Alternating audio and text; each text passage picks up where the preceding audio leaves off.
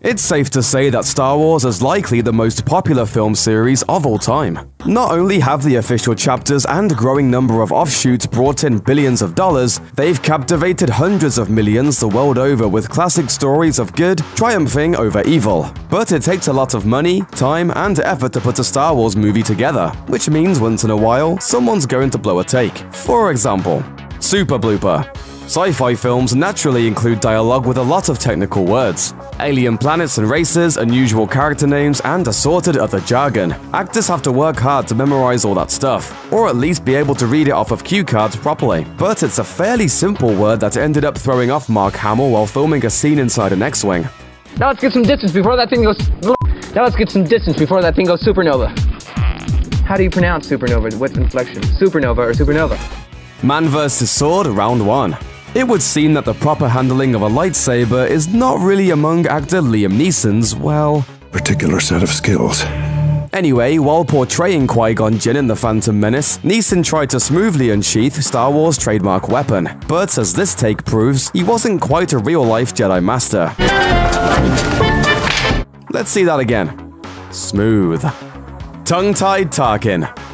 Bloopers can add a fascinating dimension to extremely familiar movie scenes. Take, for example, this well-known moment from A New Hope, in which Princess Leia begs and pleads with the stone-hearted Governor Tarkin not to blow up her adopted home planet. Actor Peter Cushing reels around to chastise her, but gets tongue-tied. No, Alderaan, it's peaceful. We have no weapons. You would can't... prefer another target, a military target, then name name it, now, before I go home. Man vs. Sword, Round 2.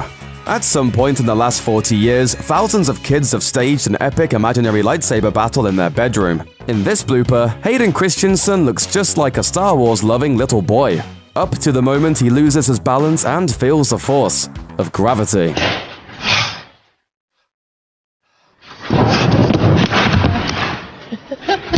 Okay? Stuck Stormtroopers.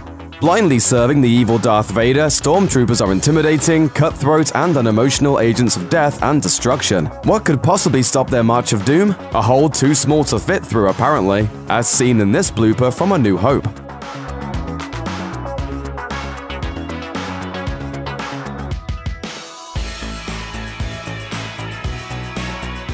Droid down. From the first Star Wars film until his death in 2016, actor Kenny Baker operated R2-D2 from the inside. It's easy to forget that R2 is actually a relatively clunky costume and not actually an advanced droid. That means it can tip over, or the controls can suddenly go out, as they did in these bloopers from The Phantom Menace.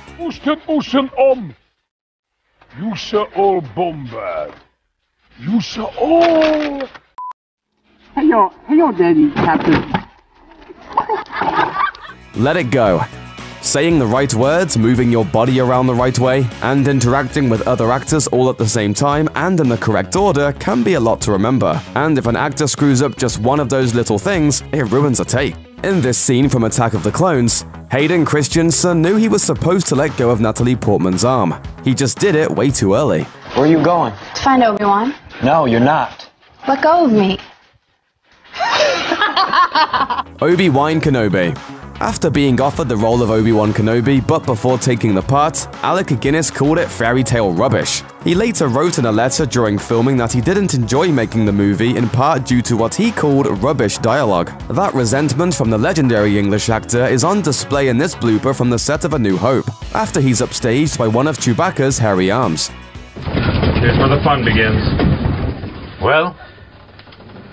How long? Remember lines he cannot. Even the most vocal The Phantom Menace detractor, of which there are many, has to admit that a highlight from the first, long-awaited Star Wars prequel was the return of Yoda. Frank Oz returned to provide the Jedi Master's grammatically wonky voice, and even though Oz wasn't physically on camera at all, he still seemed to get nervous on set. Always two there are. No more, no less. Now I forgot. Can I cut, George? Thanks for watching. Click the looper icon to subscribe to our YouTube channel. Plus, check out all this cool stuff we know you'll love too.